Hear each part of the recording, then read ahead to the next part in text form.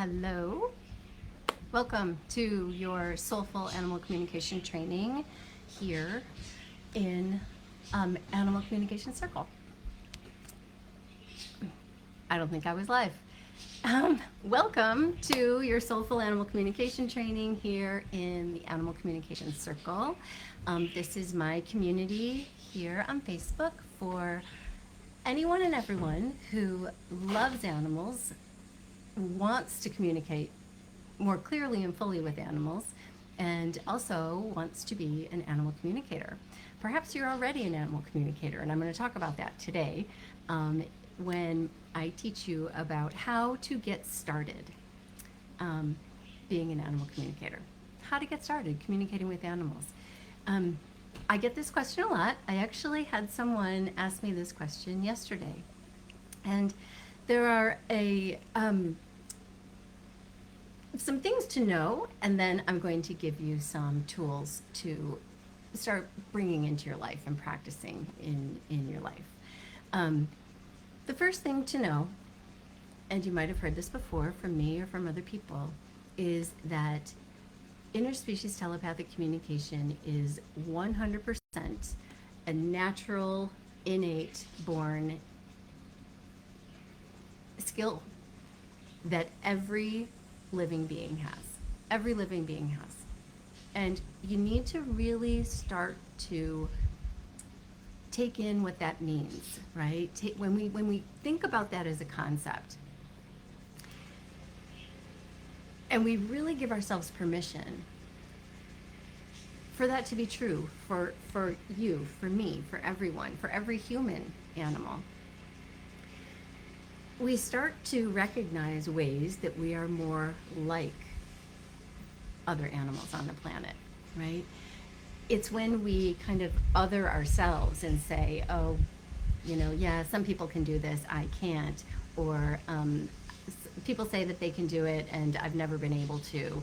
All of that kind of othering and taking yourself out of the equation and out of the potential pool for being an animal communicator, you separate yourself, and we will never ever find the connection if we are continually making ourselves different than animals. Never find the connection when we continue to make ourselves other than animals. So it's really, really important that you take that concept of we are all born telepathic. We are all born with the ability to telepathically communicate with every other living being. And let that really mean something to you.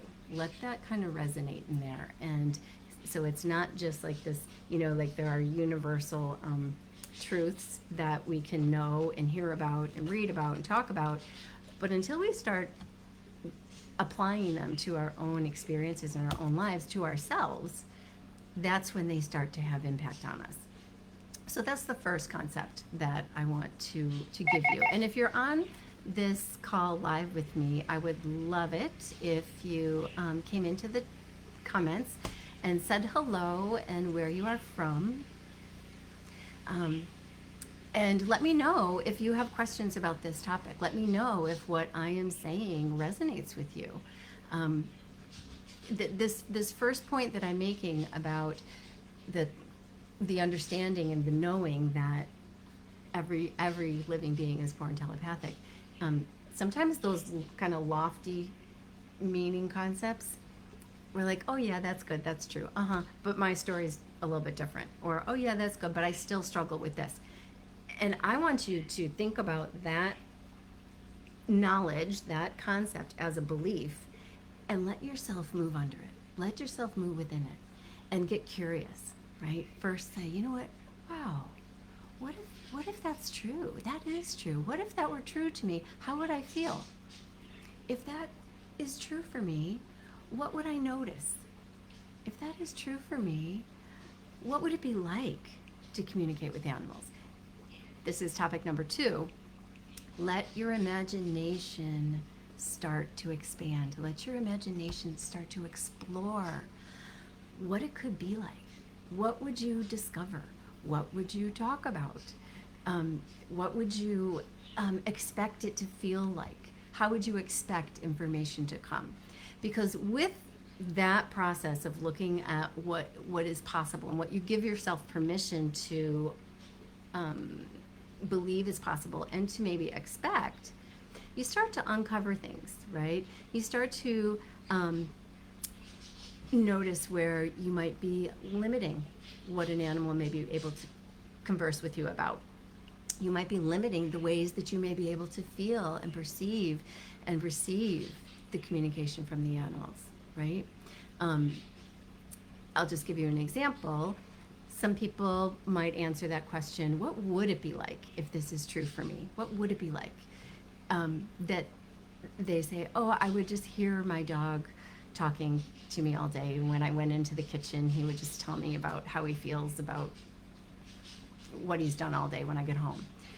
Well, telepathy is not hearing words. That's a human filter. And I've talked about this before, and that's in a different training, and there's a lot more to train on this, to teach on this. But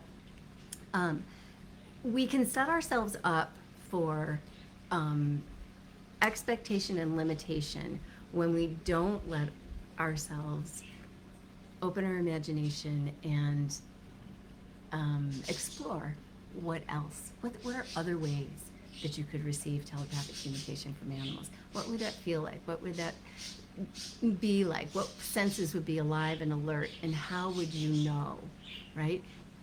You got to start opening up these pathways for new awareness to come in, okay? So that's number two. Concept number two is let yourself begin to imagine. Now, I talk about imagination with a little bit of some what do I want to say, like parentheses around it, right? Because receiving communication from animals is not about I'm just imagining what they're saying and then that's what I receive and that's what I tell their people. That's not it, right? That's called projection. That is not helpful. That would be me having a sense of self-importance and needing to be like the know-it-all, right? And that's not how this works. We literally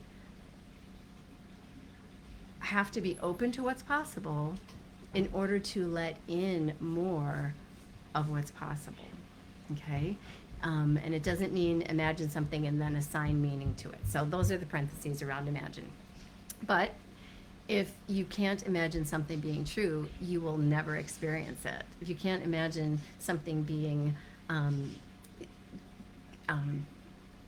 feeling a feeling, you will never experience it. We have to. This is manifestation, you guys, right? This is like seeing the world the way we want it to be. So here's where imagination comes in. To begin to get started communicating with animals, bye honey, to get started communicating with animals, you really need to let your imagination start to open to all the possibilities, okay? The next concept I want to share with you is the concept of remembering or recognizing times when you have known that you have understood an animal in some way. Doesn't have to be big, doesn't have to be huge, doesn't have to be, exact, doesn't have to be life-changing, although I bet it is. I bet it was. Even if it was the smallest little detail or the lightest sense of a message coming, I am pretty sure it was life-changing for you. And as human animals with busy schedules and tight agendas, we forget things, right? When we go off to the corporate job or when we go off to take care of the people we need to take care of, or get all the stuff done before the end of the day or the end of the week, we kind of put these experiences that we've had into compartments, and we think about them later. Or we don't think about them later. We put them over here to contemplate when I have the time, or when things finally settle down, or when I am on vacation and I don't have these other things. So here is the really, really important piece about this concept. It is start recognizing and remembering the times that you have already understood animals and how you knew, what you felt, how that information came to you, how the interaction went, every little detail about it. Okay? That's called being aware. That's called awareness. And the more you are aware of something happening or that it's happened before and what it felt like, then you are going to become more aware of it when it happens again. Because I know it's happening for you. I know it's still happening for you. So that's concept number, I think that was 4. And the last concept is acknowledging. So you can be aware of it having happened, and I meet people who do this all the time. They talk themselves out of it. They say, yeah, but I kind of knew that's what was going to happen, or I kind of knew, and I know my dog's habits really well, so I kind of think that I was just thinking it. And don't diminish your experiences. Do not diminish the times that you had telepathic communication happening with an animal, right? These are the ways you get started. If you feel like, oh my gosh, I just want to dive in, I've got things for you to dive into. Absolutely. And I'll talk about those in a second. But these are the things that you need to do to get started, kind of priming your pump, getting yourself tuned in, tapped in to how this works, what is possible, what else could be possible, how it might feel, and let that become normalized for you. And then recall and remember times that you have felt this before. And every single one of you, if you love animals, if you have relationship with animals, and I know you do because that's why you're here, you've had this happen. And I would love to hear about what your experiences were. And this is one of the things that I talk with people about in the animal communication assessment call that is free to everyone here as a group member. Everyone in this community, you get a free 20-minute assessment call where I coach you through recognizing how this may have worked for you already, helping you recognize that, how this has worked for you already, recognizing what is possible for you, what your strengths are, where your growing edge is, or your growing edges are, because it's always an evolution, right? And clarity about what you need to do next. What are your next steps? What are the tools to apply? What are the tools to learn? What are the situations to put yourself in? What are the situations to not put yourself in? It's a growing process, communicating with animals, and I want you to think about it like you have to nourish your confidence, and then nurture your confidence, and then protect your confidence, because I know you want this so badly, and it's like a dream come true. You'd be living your best life, literally, you would be, and that's really, really important, not to let your belief in yourself, your belief in the process, or your confidence as you grow to get chipped away at. Okay, so this is another concept, another tool to get started. You're going to nurture your confidence, nourish it, and then nurture it, and then protect it, right? And so to nourish it, you need to give it some food. You need to give yourself some tools to start playing with. Give yourself some animals. We do this in my Animal Wisdom membership. We do a practice circle every month. I teach 4 classes a month in that group, in that membership group. And it's just such an easy, it's just such an easy place to come and get started. And get the tools that you need, get the knowledge, right? Be in rooms with people who are talking about this. Be in rooms with people who are curious about this. Be in rooms with people who are willing to talk about their experiences, and learn from those. You know, when we hear other people's stories, that's where we can recognize ourselves in other people's stories. And you may start to realize, oh my gosh, I've been doing that. I just didn't know that's what it was, right? So it's really important to be in rooms with people who also have this as a goal, have this desire, have this feeling this sense of purpose in their life, right? A sense of purpose and commitment to their animal friends and the animals they don't even know yet, right? So here's what I want you to do. 3 tools, I promise, that you can do today, right here as part of this call, as part of this training. The first one is I'd like you to list out and literally write them down. Well, number one, you have to have an animal communication journal. That's tool number one. You need a journal dedicated to all of your thoughts, your beliefs, your experiences, and the things that you learn about animal communication. And that's so easy to do, right? It's kind of like, build it, like get the journal and boom, those things will come. So that's number one. And in this journal, this exercise that you're going to do first is I want you to write down all of the messages that you can imagine, that you believe that you could receive from animals in your family, from wild animals, from animals what I will say about that, though, is you can't go talking to other people's animals without their permission, but that's also in the training library. I talk about that. So that's number one. And make a list of like 20 things, not just one, not just two, 20 messages, ideas, impressions that you can imagine receiving from an animal. Okay, that's number one.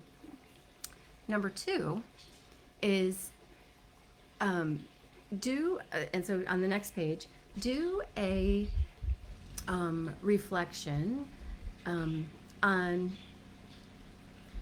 all of the times that you have had good understanding with an animal, all of the times where you've had what you would consider good communication, right? So a time when an animal understood you, a time when you understood an animal, a time when you had this sense that we are on the same page, right? And write about those situations and literally list them: situation 1, situation 2, situation 3, and fill in more than just that time with Fluffy, right? I want you to write 3 sentences about what you experienced, how you felt, the animal and the situation, and then how you felt in that experience, and how you knew that they understood you or you understood them, right? How you knew that. How did you sense that in your body? What did you feel? Okay? So for each situation that you're recalling, I want you to come up with 3 different aspects of that situation. This is not busy work. This is how to start communicating with animals, okay? Because we can't be aware of what we don't recognize. And we cannot develop that which we cannot find. So I'm inviting you to find times that you already have, because I know that they're there.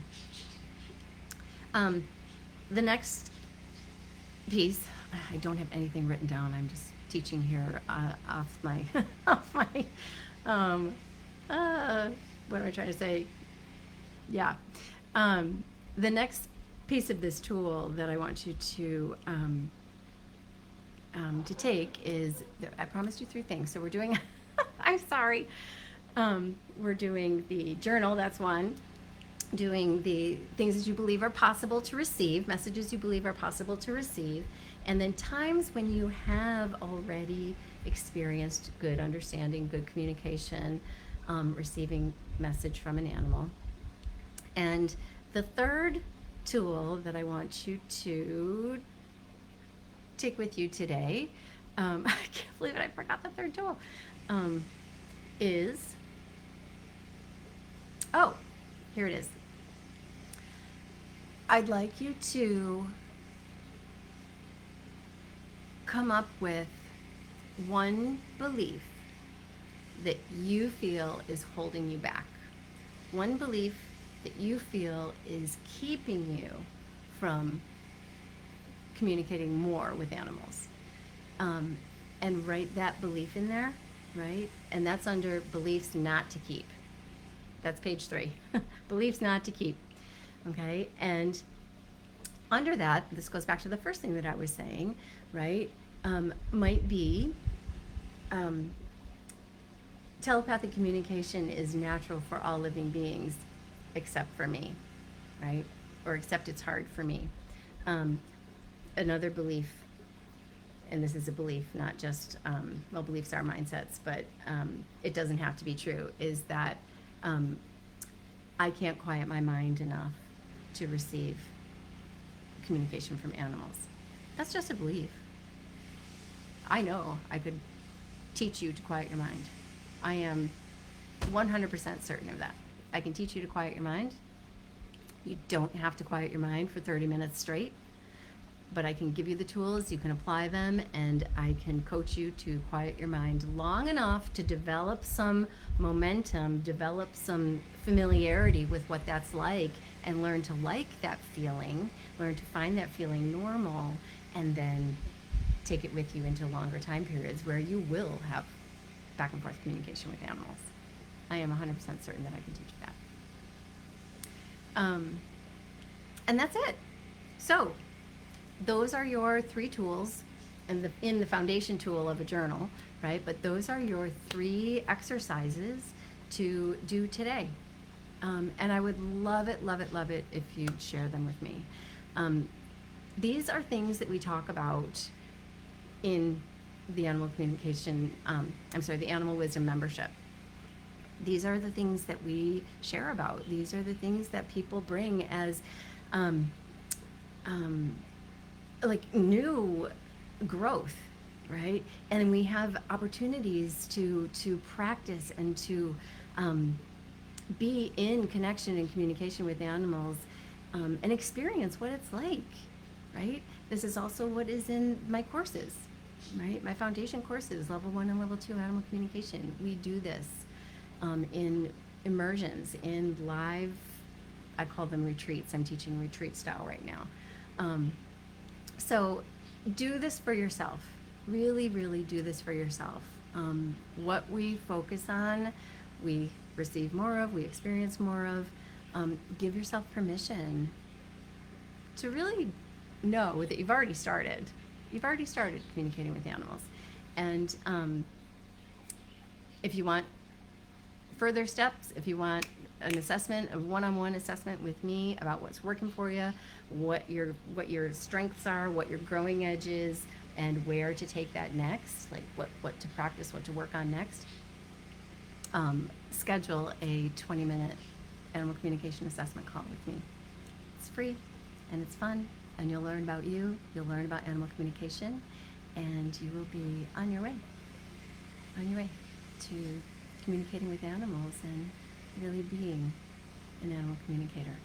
So that's what I have for you today. I will love to hear from you about your takeaways, your thoughts, what's working for you, what you discovered from the questions that I asked and from the exercises that I gave you.